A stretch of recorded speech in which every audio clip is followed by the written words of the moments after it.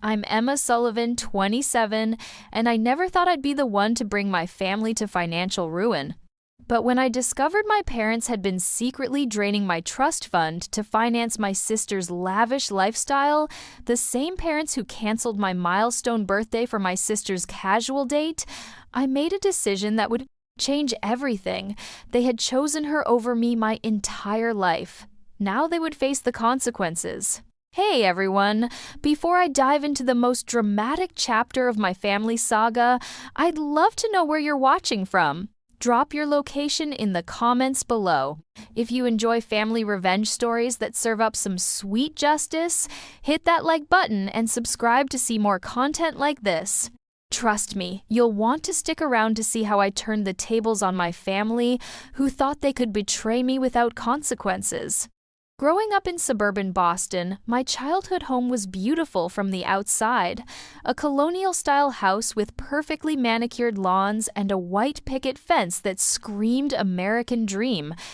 But inside those walls lived a family with a toxic dynamic that would eventually implode in spectacular fashion. From my earliest memories, the pattern was clear. My younger sister Olivia was the golden child, and I was the afterthought. The age gap between us was only 2 years, but the affection gap might as well have been 2 decades. While our parents, Richard and Diana Sullivan, attended every one of Olivia's dance recitals with flowers and professional cameras, they'd frequently forget about my academic competitions or art shows. We're so proud of our little star. My father would beam his arm around Olivia after she finished 3rd in a local talent show.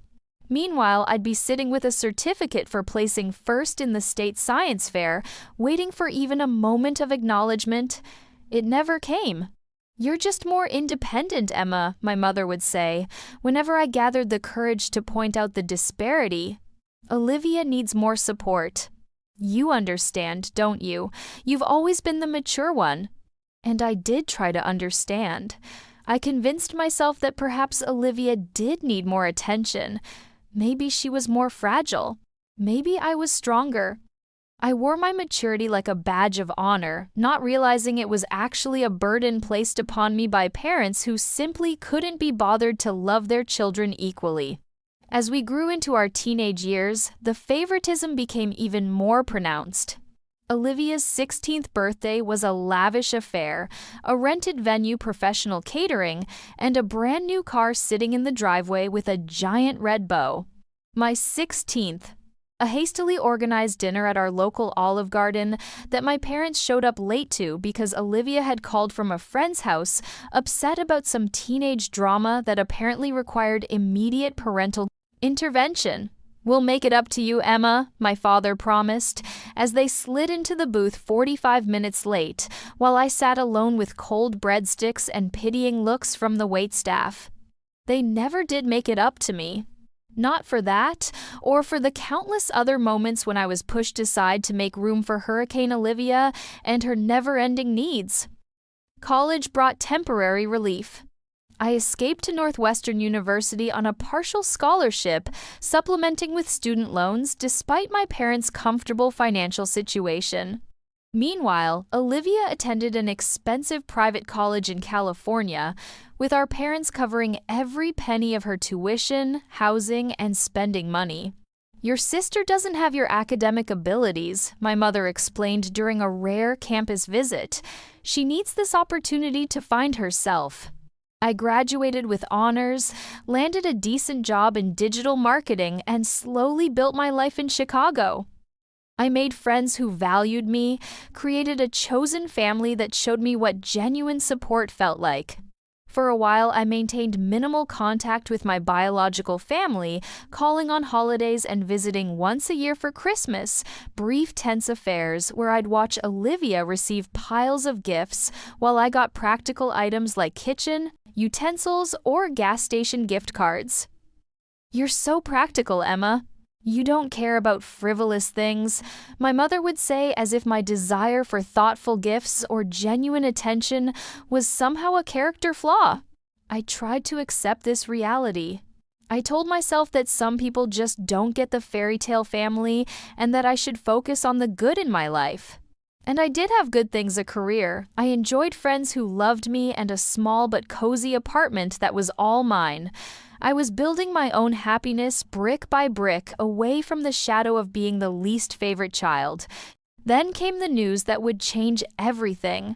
My grandmother, my father's mother, and the only family member who had ever shown me consistent love and support, passed away suddenly from a stroke. I was devastated. Grandma Sullivan had been my refuge during difficult family gatherings, the one who would slip me extra cookies and whisper, "You're special, Emma. Don't let anyone make you feel otherwise." The funeral brought me back to Boston, face to face with the family I'd been keeping at arm's length.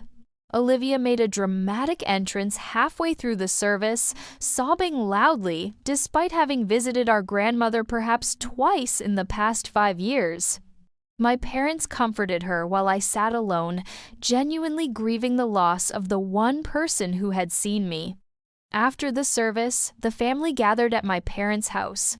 I overheard my father talking to my uncle about Grandma's will. "Thank goodness, most of it went into the girls' trust funds," he said. "Though Emma doesn't know about hers yet. We've been managing it for her. She's not great with money, you know." I froze in the hallway, a plate of untouched funeral sandwiches in my hand. Trust fund? What trust fund? I had never been told about any trust fund. My mind raced back to all those student loans.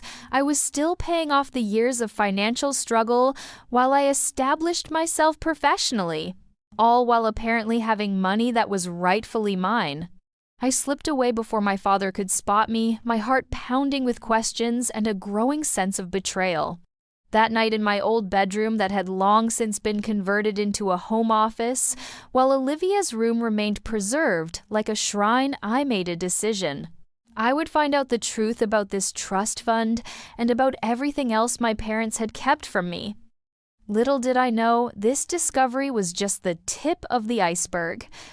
The real betrayal, the one that would push me past my breaking point, was still to come. And it would arrive of all days, on what should have been one of the most special days of my life. My 27th birthday, the day I had finally planned to confront my parents about their lifelong favoritism and the mysterious trust fund. Instead, I would uncover a family secret so devastating that it would shatter any remaining loyalty I felt toward the people who had raised me, yet never truly loved me. My 27th birthday fell on a Saturday in April. Spring in Chicago brought that perfect balance of sunshine and cool breeze that made the city feel alive again after the brutal winter. I had decided months ago that this birthday would be different. Instead of waiting for disappointment from my family, I would take control of the narrative. I called my parents 3 weeks in advance to invite them to Chicago for the weekend. To my surprise, they accepted with unusual enthusiasm. "We'd love to come see you, sweetie. It's been too long," my mother said, sounding genuinely excited. "We'll book flights right away." For the first time in years, I allowed myself to hope. Maybe they had finally realized what they'd been doing. Maybe they were ready to change. Maybe turning 27 would mark the beginning of a new, healthier relationship with my parents. I spent the next 3 weeks preparing for their visit. I deep cleaned my apartment, bought new guest towels, and researched the best restaurants in Chicago that would impress them but wouldn't break my budget. I even took Friday off work to prepare a welcome dinner for when they arrived. I wanted everything to be perfect. The Thursday before my birthday, I received a text from my mother. "Emma, something's come up. We won't be able to make it this weekend after all.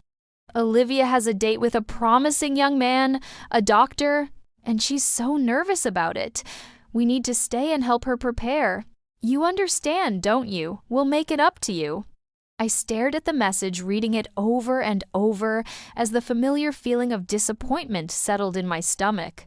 They were canceling my birthday celebration, a celebration they had committed to that I had spent weeks planning and preparing for because my 2 5-year-old sister had a date. Not an emergency, not a health crisis. A date. I called my mother immediately, something I rarely did. When she answered, I could hear Olivia's voice in the background, talking excitedly about outfit options. "Mom, you can't be serious," I said, trying to keep my voice steady. "You committed to this weekend. You knew it was important to me." "Emma, don't be selfish," my mother replied, her voice taking on that familiar, condescending tone. "This could be Olivia's future husband." "Doctor, Harrison comes from an excellent family, and this is her first date with him. She needs our support." "And I needed your support for the past 27 years, I responded, feeling something break inside me. "This isn't just any weekend, it's my birthday." There was a pause, and for a moment I thought I might have gotten through to her. "Oh, that's this weekend," she said finally. "I'm sorry, Emma, it must have slipped my mind when we agreed to come. But you know how these things go, you're an adult now. Birthdays aren't really that important anymore, are they?" Before I could respond, I heard my father's voice in the background. "Tell Emma we'll send her something nice to make up for it, like the kitchen gadgets and gas gift cards of Christmases past." The gesture that said, "You're an obligation, not a joy." "Fine," I said quietly. "Don't come."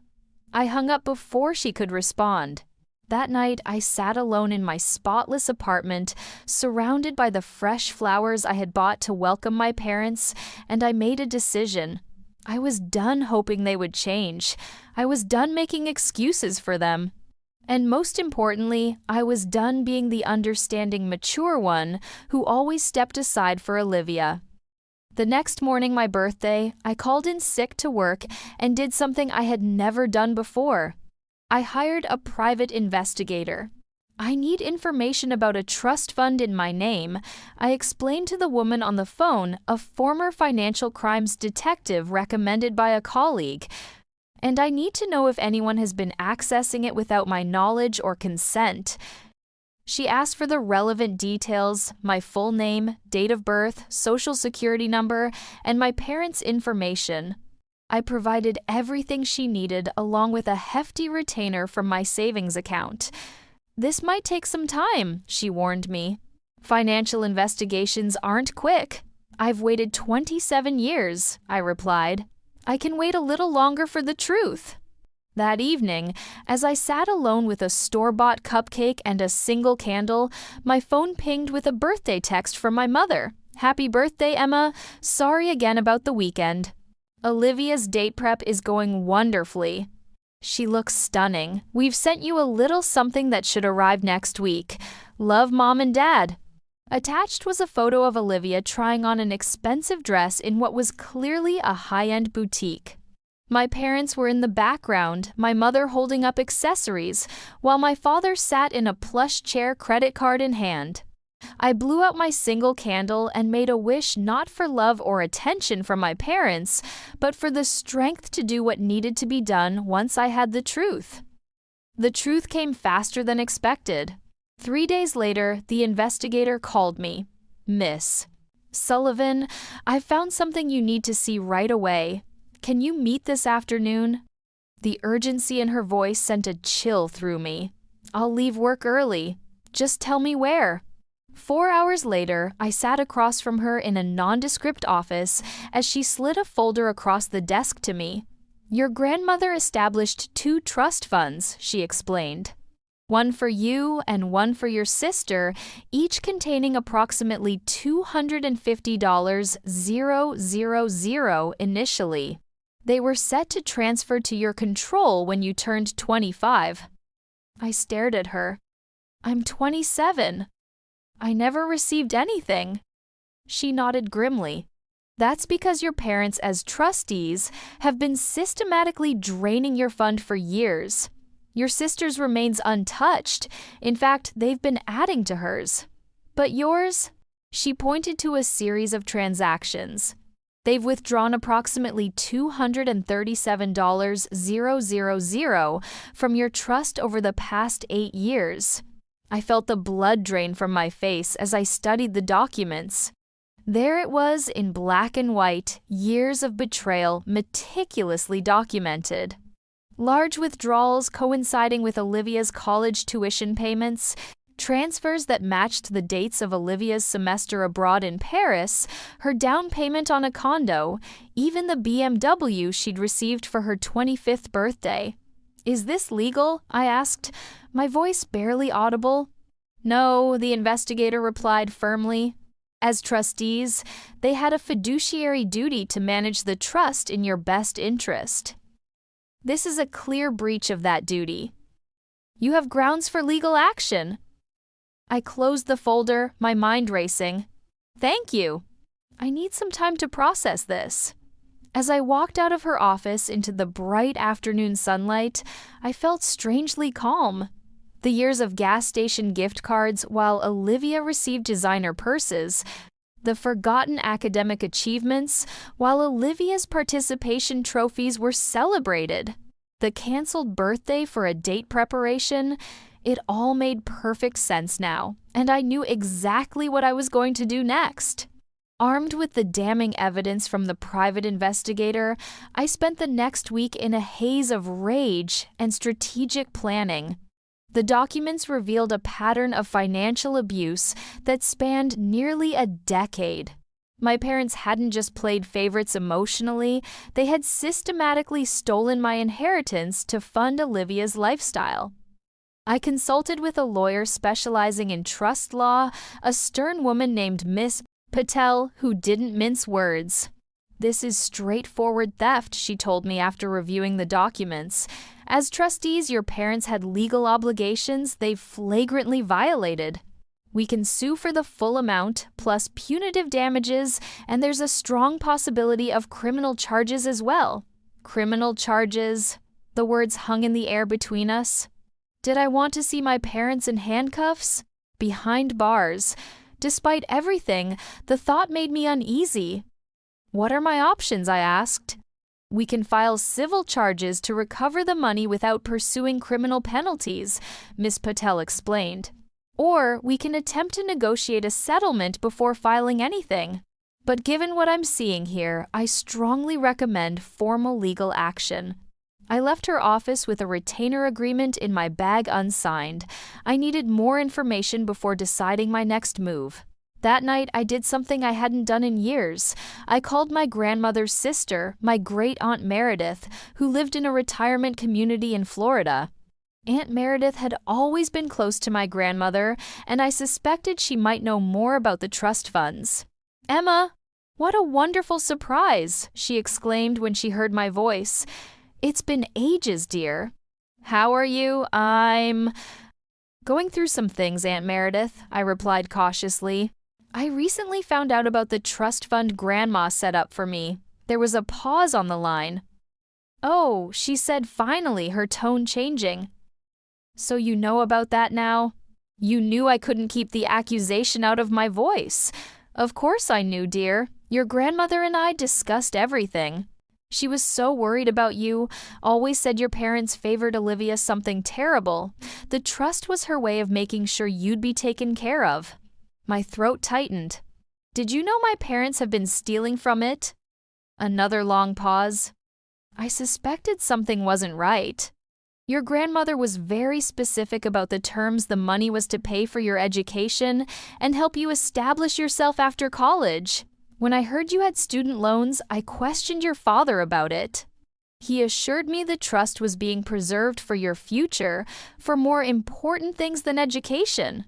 More important things like Olivia's condo and BMW," I said bitterly. Aunt Meredith sighed heavily. "Your grandmother would be heartbroken. She always saw something special in you, Emma. She used to tell me that girl has a quiet strength that will see her through whatever life throws at her. I think that's why she never confronted your parents directly about their treatment of you.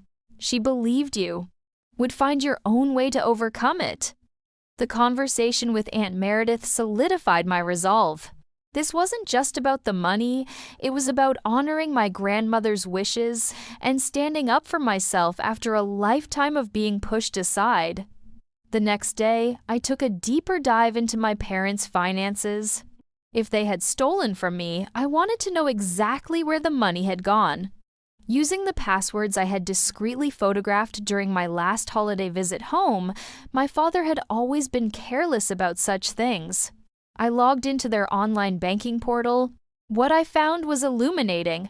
My parents, who had always presented an image of financial security, were actually drowning in debt. Their mortgage had been refinanced 3 times. They had multiple maxed-out credit cards. There were personal loans with sky-high interest rates. And most of these financial burdens had been taken on within the time frame of Olivia's college years and beyond. They hadn't just stolen from me to favor Olivia, they had financially ruined themselves in the process of maintaining her lifestyle and expectations. As I scrolled through their financial records, a notification popped up on the screen: mortgage payment due in 3 days. The amount $3,875 was scheduled to be automatically withdrawn from their checking account, which currently held just over $4,000. For a moment, I simply stared at the screen. Then a plan began to form in my mind. My parents had stolen my future security. Perhaps it was time they experienced what insecurity felt like. With a few clicks, I disabled the automatic payment for their mortgage. It was a small action, but it gave me a sense of power I hadn't felt in years. One missed mortgage payment wouldn't ruin them, but it would certainly get their attention. And attention was what I wanted now. I was done being invisible, but this small act of rebellion wasn't enough. I needed to understand the full extent of what they had done, and I needed irrefutable proof that would force them to acknowledge their betrayal. No more gaslighting, no more dismissing my feelings, no more "you're the strong one" excuses. I decided to dig deeper into the connection between the trust fund withdrawals and Olivia's lifestyle. If I was going to confront my parents, I wanted to be armed with specific examples that they couldn't deny or explain away. Using the dates from the trust fund withdrawal documents, I cross-referenced with my parents' credit card statements and bank transfers. I created a detailed spreadsheet tracking every major expense for Olivia alongside the corresponding withdrawal from my trust. The pattern was undeniable and damning.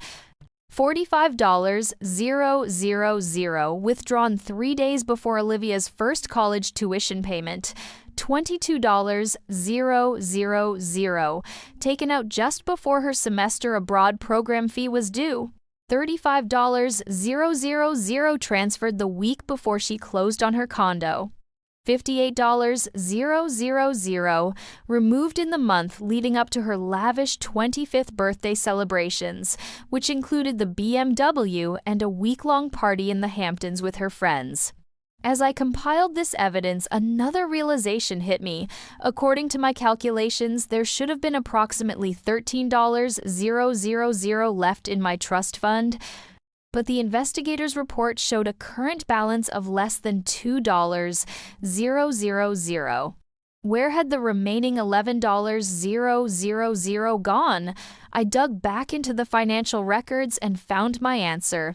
2 weeks ago, right around when they had canceled their trip to Chicago for my birthday, there had been an $11,000 withdrawal from my trust. And the very next day, a payment of the exact same amount had been made to Elite Introductions, a high-end matchmaking service. They had canceled my birthday celebration to use my money to buy Olivia a date with a doctor. That was the final straw. With trembling hands, I closed my laptop and made a decision. I wasn't just going to disable their mortgage payment. I was going to confront them face to face and make them answer for every dollar they had stolen and every birthday, achievement, and moment they had dismissed. It was time to return to Boston. The flight to Boston gave me 6 hours to rehearse what I would say to my parents. I ran through dozens of scenarios in my mind, imagining their excuses, their deflections, their inevitable attempt to make me feel like I was overreacting. By the time the plane touched down at Logan Airport, I had a mental script ready, along with printed copies of all the financial evidence tucked into my carry-on bag. I didn't tell them I was coming. I wanted the element of surprise to see their unguarded reactions when I showed up on their doorstep with proof of their betrayal in hand.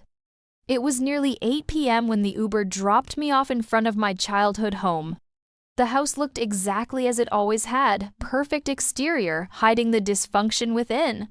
Lights glowed warmly from the windows, and I could see movement in the kitchen.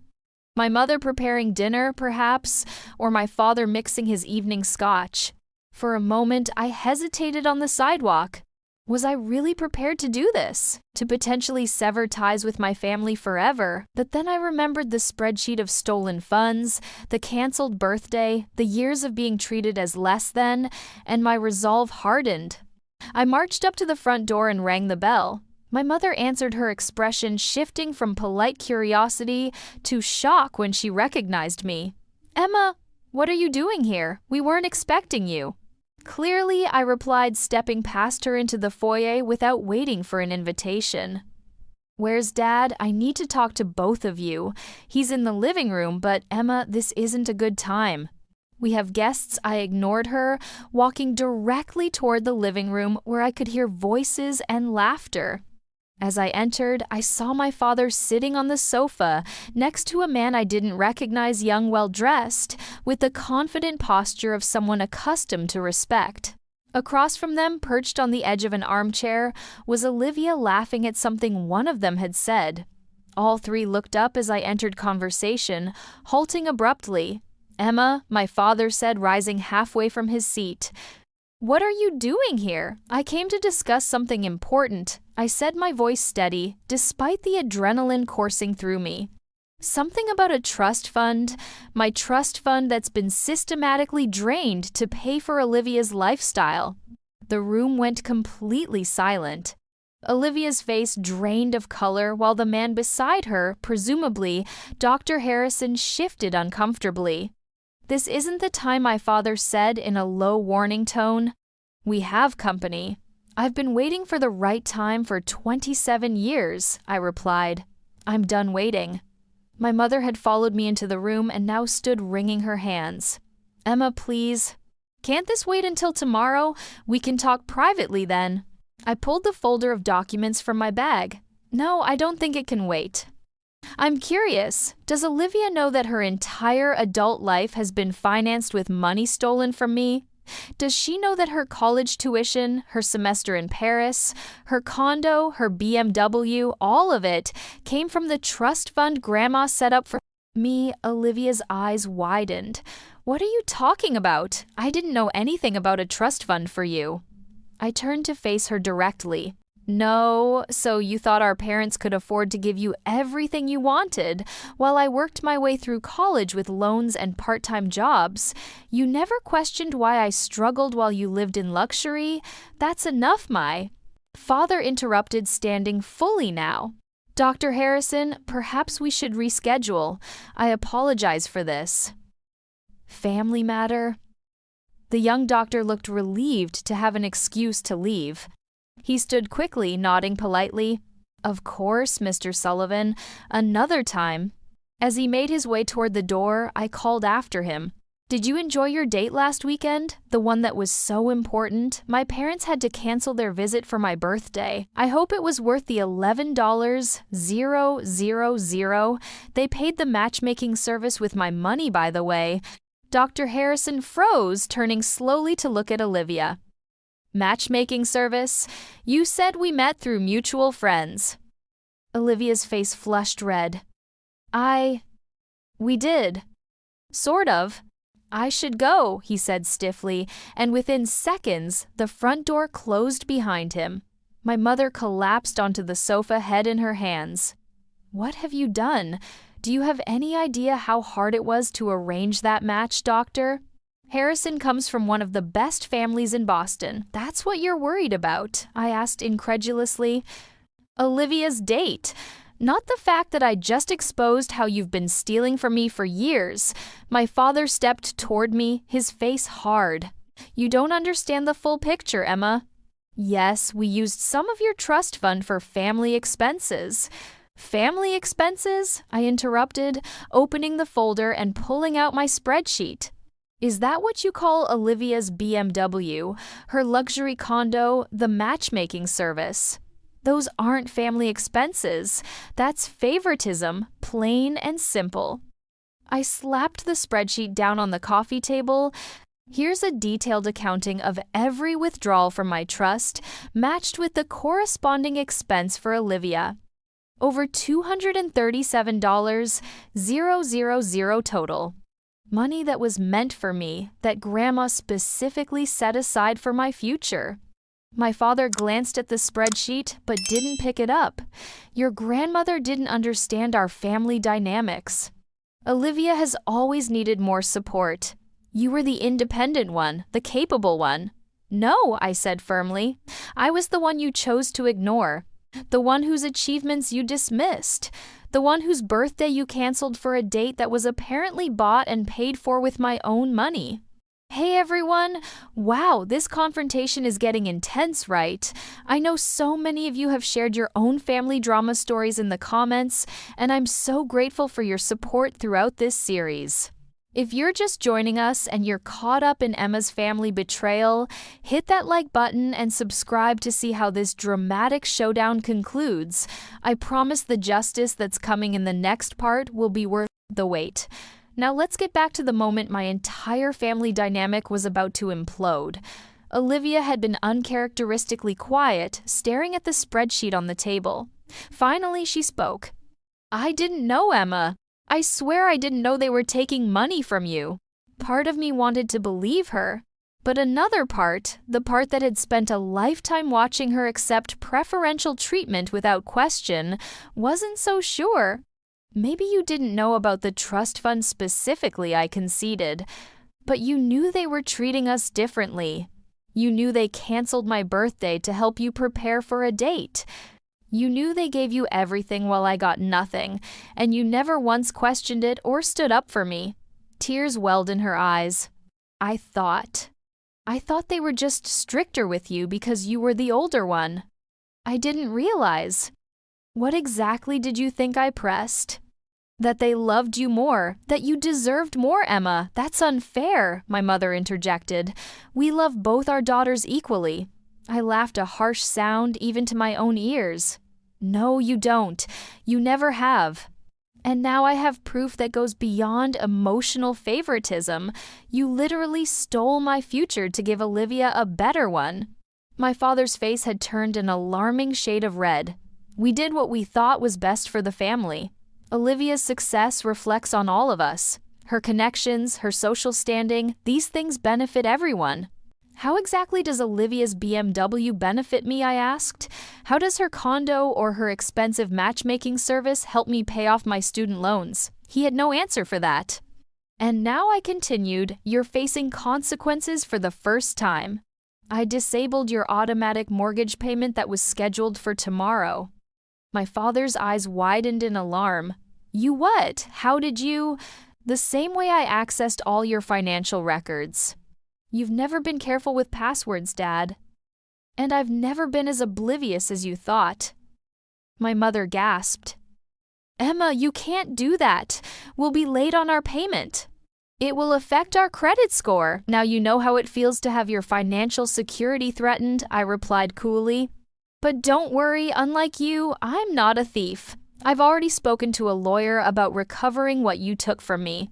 You'll be hearing from her soon. I turned to leave, but Olivia jumped up and grabbed my arm. Wait, Emma, please. We need to talk about this. There must be some way to fix this. I looked at my sister, the golden child, the favorite, the one who had everything handed to her while I fought for scraps of attention and support. For a moment, I saw something I hadn't noticed before, insecurity in her eyes. Perhaps she was finally realizing that her perfect life had been built on a foundation of theft and favoritism. It's too late for talking, I said quietly. It's time for action. And consequences. As I walked out of my childhood home, I felt a strange mix of emotions. Grief for the family relationship I had always wanted, but never had relief at finally speaking my truth, and a steely determination to see this through to the end. The confrontation was just the beginning. The real test would come in how they responded to the legal action I was about to take. What I didn't realize then was that my parents had one more devastating secret, one that would turn everything I thought I knew about our family upside down. I checked into a hotel near Boston Common, emotionally drained from the confrontation, but also experiencing a strange sense of liberation. For the first time in my life, I had stood up to my parents and named their behavior for what it was: favoritism, theft, and betrayal. I had broken the pattern of being the understanding one, the one who always stepped aside for Olivia's needs and wants. Sleep came fitfully that night. I woke repeatedly, replaying the confrontation in my mind, thinking of things I should have said or done differently. By morning, I was exhausted but resolute.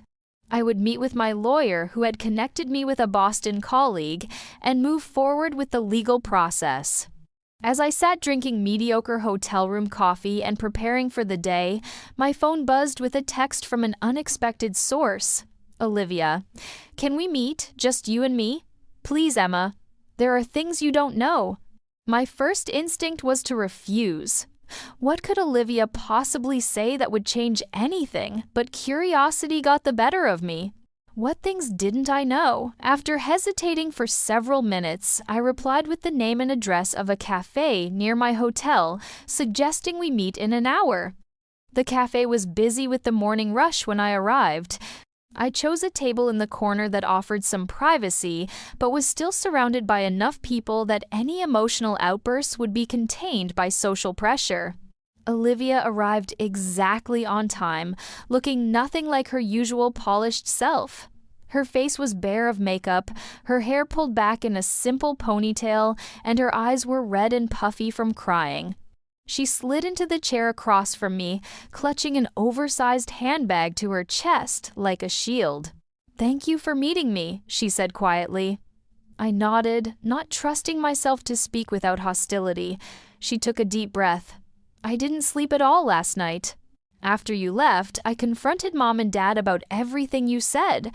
They tried to deny it at first, but I wouldn't let it go. I told them I needed to know the truth." She paused, her knuckles white around her bag, and they finally told me. All of it.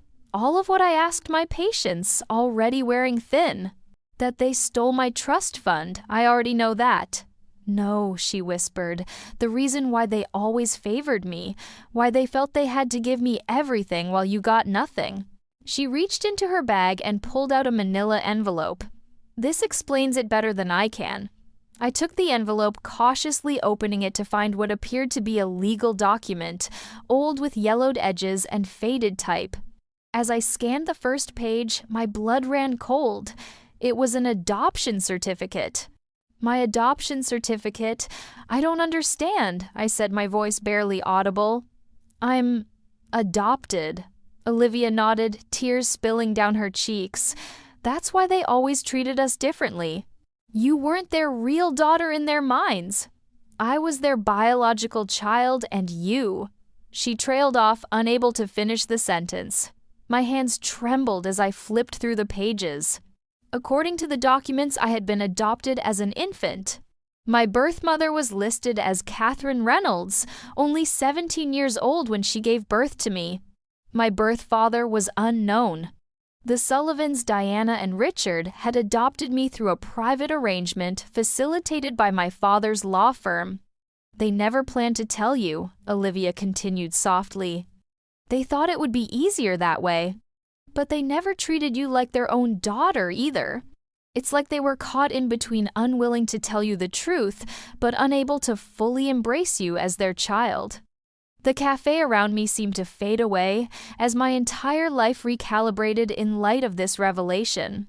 Suddenly, the pattern of favoritism had an explanation, not a justification, but an explanation. I wasn't their biological child. In their minds, that had made me less deserving of their love and resources. "Did you know," I asked, my voice barely above a whisper, "all these years? Did you know I was adopted?" Olivia shook her head vehemently. "No, I swear, Emma, I just found out last night. If I had known." She reached across the table, hesitantly touching my hand. If I had known, maybe I could have understood why they treated you differently. Maybe I could have done something. I pulled my hand away, not ready for her sympathy. This doesn't excuse what they did.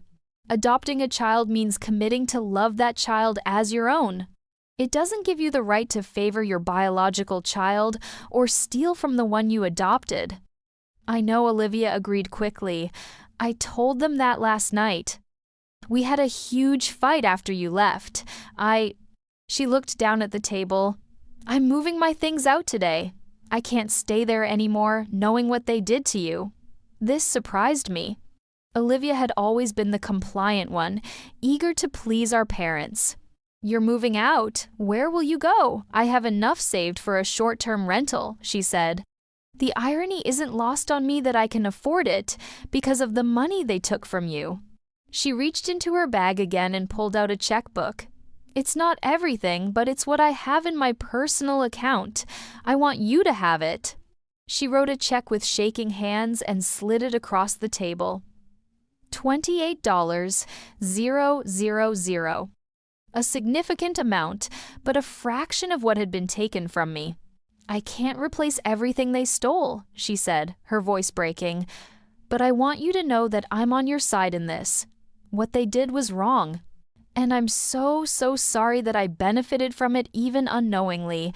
I stared at the check conflicted. Taking money from Olivia felt wrong somehow, like punishing her for our parents' sins. But she was right. She had benefited from their theft, even if she hadn't known the source of her privilege.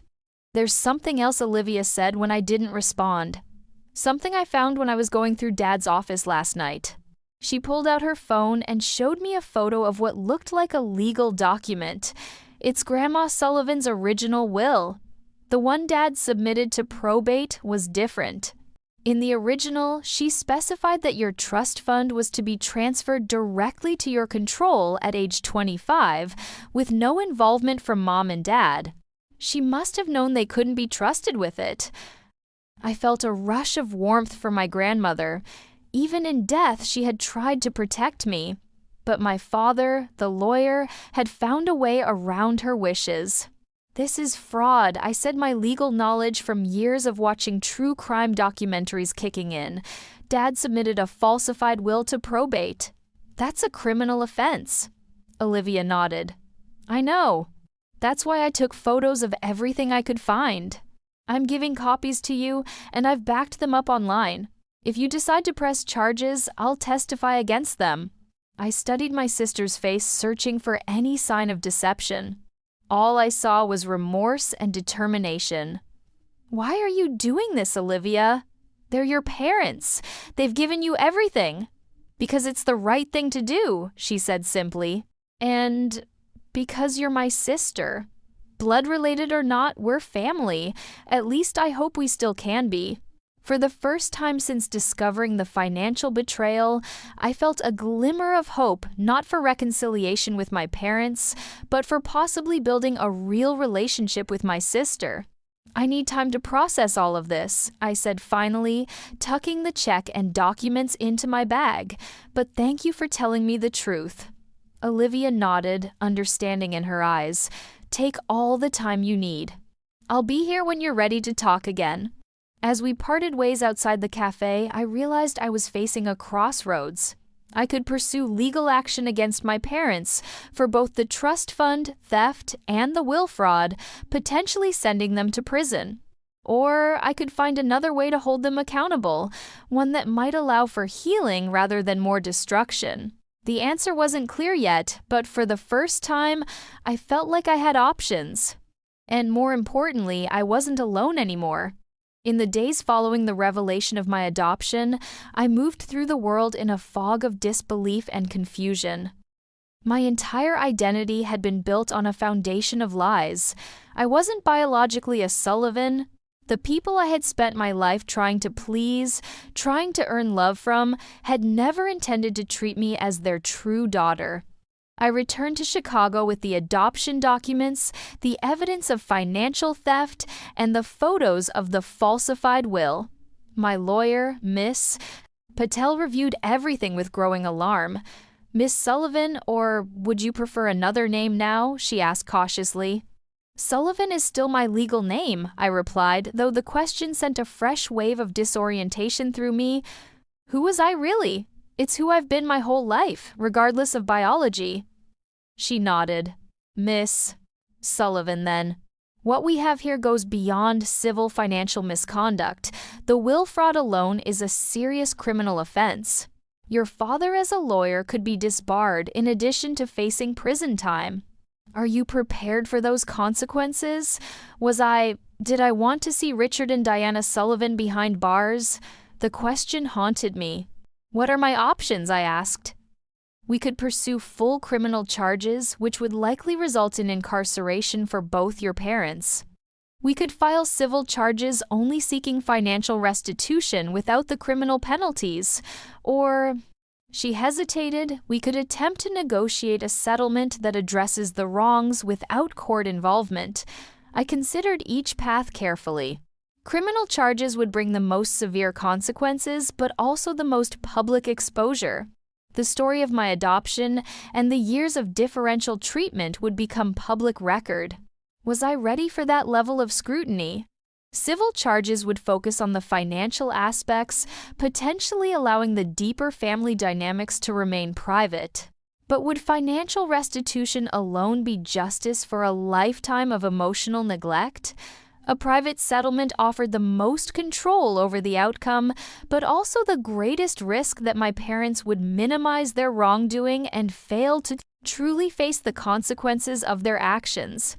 As I weighed these options, another thought began to take shape in my mind, a different kind of justice, one that would force my parents to acknowledge what they had done while giving them a chance at redemption. I need some time to think, I told Miss Patel. But please prepare the documentation for both criminal and civil cases. I want to be ready regardless of which path I choose.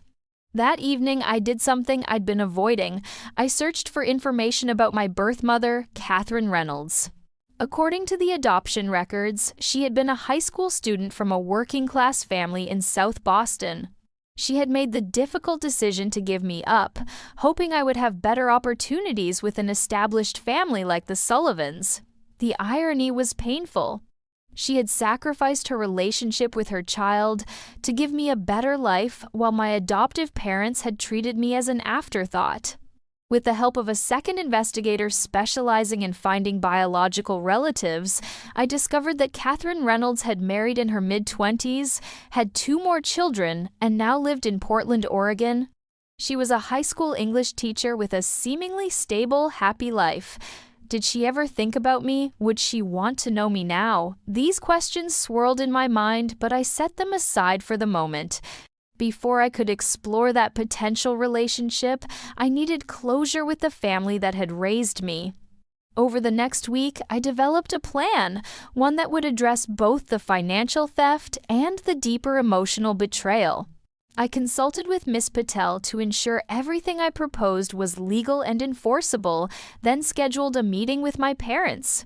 This time, there would be no surprise visit. I wanted them prepared, thinking clearly. I sent a formal email copying both Olivia and Miss Patel. I am prepared to discuss terms for resolving the matter of my misappropriated trust fund and the falsified will. I will be in Boston next Tuesday at 2 p.m. Please ensure you are both available at your home. My attorney will accompany me. My father responded almost immediately. We look forward to resolving this unfortunate misunderstanding. Even now, he was minimizing what they had done. My resolve strengthened. The day of the meeting, Miss Patel and I arrived at the Sullivan home precisely at 2 p.m. Olivia had offered to be present as well, but I asked her to give us space for this confrontation. This was between me and the parents who had failed me. Richard and Diana Sullivan sat stiffly in their living room, looking older than I remembered from just weeks before. My father had clearly prepared for a legal negotiation, with documents spread on the coffee table before him. My mother clutched a handkerchief, her eyes red-rimmed. Emma, my father began formally, we're prepared to discuss a fair resolution to this situation. We acknowledge that certain funds were reallocated from your trust, but we maintain that as your parents and trustees, we had the authority to make those decisions. Miss Patel opened her briefcase. Before we proceed, Mr. Sullivan, I should inform you that we have evidence of will tampering, which, as you know, is a criminal offense. We are prepared to submit this evidence to the district attorney's office if necessary. My father's face paled. That won't be necessary. I'm sure we can come to an agreement. Good, I said, taking control of the conversation, because I'm not here to negotiate. I'm here to tell you my terms. I pulled out a document of my own and placed it on the table. This is what's going to happen. You will repay every dollar taken from my trust fund, $237,000 plus interest. You will establish a scholarship fund in Grandma Sullivan's name at Northwestern University, my alma mater, for adopted students who demonstrate financial need. The initial endowment will be $250,000, matching what she originally left me. And finally, you will both attend family therapy with me once a week for at least 6 months. My father stared at the document, then at me.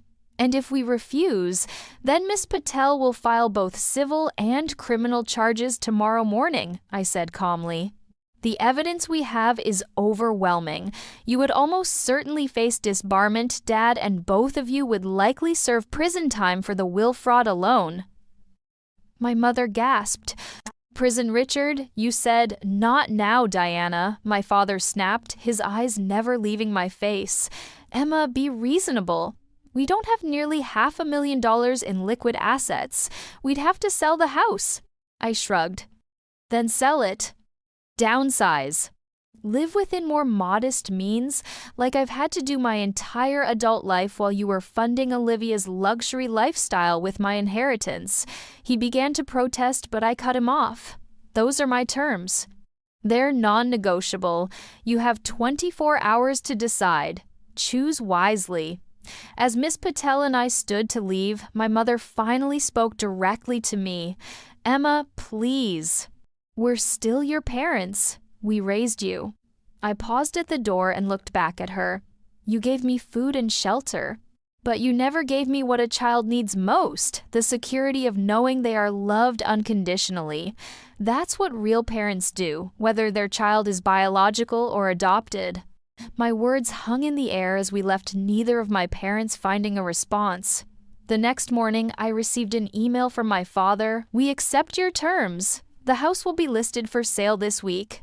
Phase 1 of justice was achieved. Now came the harder part, deciding whether to contact Catherine Reynolds, the woman who had given birth to me, and potentially opening a new chapter in my life story. 6 months after my confrontation with the Sullivans, I sat in a quiet cafe in Portland, Oregon, my heart racing as I waited. Through the window, I watched people hurrying through the autumn rain, wondering if each woman who passed might be the woman who had given birth to me 27 years ago. The journey to this moment had been challenging but transformative. My parents had fulfilled the financial terms of our agreement, selling their Boston home and downsizing to a modest condo. The $237,000 plus interest had been transferred to my account, and the scholarship for adopted students at Northwestern had been established. The first recipient had already been selected, a brilliant young woman from foster care who dreamed of becoming a social worker to help other adopted and foster children. The therapy sessions had been more difficult. Twice my father had threatened to quit, insisting that the past should remain buried. But our therapist, a specialist in adoption trauma and family dynamics, had skillfully guided us through the painful process of excavating decades of dysfunction. Adoption doesn't make Emma any less your daughter, she had told my parents firmly during one particularly tense session. But it did give you an additional responsibility to ensure she never felt different or less loved because of it. Slowly, painfully, my parents began to acknowledge the damage they had done. My mother admitted that she had struggled to bond with me as an infant, always seeing me as someone else's child. My father confessed that he had viewed the trust fund as compensation for what he perceived as their generosity in adopting me, as if providing a home for a child deserved financial reward. These revelations hurt, but they also brought clarity. Their treatment of me had never been about my worth or worthiness. It had been about their limitations, their inability to fully open their hearts to a child who didn't share their blood. Understanding this didn't erase the pain of my childhood, but it helped me release some of the responsibility I had carried. The belief that if I had just been smarter, prettier, more accomplished, more compliant, they might have loved me in the way they loved Olivia. Speaking of Olivia, my relationship with my sister had evolved in unexpected ways. True to her word, she had moved out of our parents' home and into a modest apartment of her own. She had sold the BMW and taken a job at a nonprofit supporting foster youth, a position that paid far less than her previous corporate role, but brought her genuine fulfillment. I never understood privilege until I saw how differently we were treated, she told me, during one of our now regular video calls. I'm trying to use what I've learned to make a difference for kids who don't have anyone fighting for them. Her transformation seemed genuine, and I had cautiously opened the door to a real sisterly relationship, something we had never truly had before. And now, here I was about to meet the woman who had given birth to me. After careful consideration, I had reached out to Catherine Reynolds through a letter explaining who I was and asking if she would be open to meeting. Her response had come quickly, an emotional email expressing shock, joy, and 1,000 questions. We had exchanged several messages since then, sharing basic information about our lives, but saving the deeper conversations for an in-person meeting. Today was that day. The cafe door opened, and a woman entered shaking raindrops from her umbrella. She was about 50, with shoulder-length brown hair streaked with gray and eyes that matched mine exactly. She scanned the room, and when our gazes met, a shock of recognition passed between us. Catherine Reynolds approached my table slowly, as if afraid I might disappear. "Emma," she said tentatively. I stood suddenly unsure of the protocol for meeting the woman who had given you life but never raised you. "Hi," I said simply. "It's nice to meet you." She hesitated only a moment before embracing me. I stiffened initially, then relaxed into the hug, surprised by how natural it felt. "I've thought about you every single day for 27 years, she said as we sat down. "Every birthday, every Christmas, every milestone. I've wondered where you were, what you were doing, if you were happy." "I'm getting there," I replied honestly. "It's been a complicated journey." Over the next 2 hours, Catherine shared her story, how she had been a teenage girl from a struggling family, unprepared for motherhood, but devastated at the thought of giving up her baby. How my biological father, her high school boyfriend, had abandoned her upon learning of the pregnancy. How her parents had pressured her to give me up, believing it was the only way I would have opportunities they couldn't provide. "The Sullivans seemed perfect on paper," she said, regret evident in her voice. "Successful, stable, with a beautiful home. The adoption agency said they desperately wanted a child.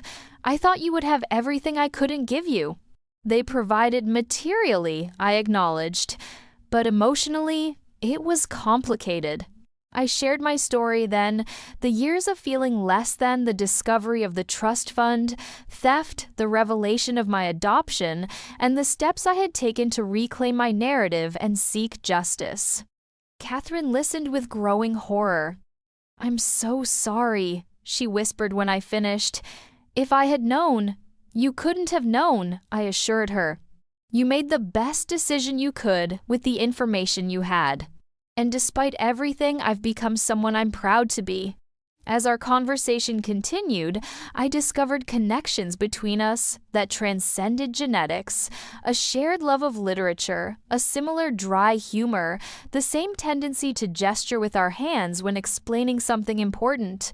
It was both strange and comforting to see pieces of myself reflected in this woman who was both stranger and the closest biological relative I had ever known. Before we parted, Catherine tentatively asked if I would be open to meeting her other children, my half-siblings who knew about me and were eager to connect. "I'd like that," I said, surprised by how much I meant it. I've recently learned the value of building family relationships based on honesty and mutual respect. As I flew back to Chicago the next day, I reflected on the circular journey I had taken from a child desperate for her parents' love and approval to an adult capable of setting boundaries and determining for herself what family meant. The Sullivans would always be part of my story. Our therapy sessions would continue, and perhaps over time, we might build a healthier relationship. Catherine and her family represented a new chapter, one based on truth from the beginning. Olivia was somewhere in between a sister, by upbringing if not by blood working, to create a relationship separate from our parents' dysfunction. I didn't know what the future held with any of these family connections, but I did know one thing with certainty. I was no longer defining myself by how others valued or devalued me. I had claimed my worth, my truth, and my right to be loved properly. And in doing so, I had finally come full circle to find the person I was always meant to be myself. Hey everyone, what an incredible journey we've been on together through this story. I can't thank you enough for sticking with me and Emma's transformation from someone manipulated by her family to a woman who stood up for herself and found healing. If you've ever experienced family betrayal or had to create boundaries with toxic relatives, I hope Emma's story resonated with you.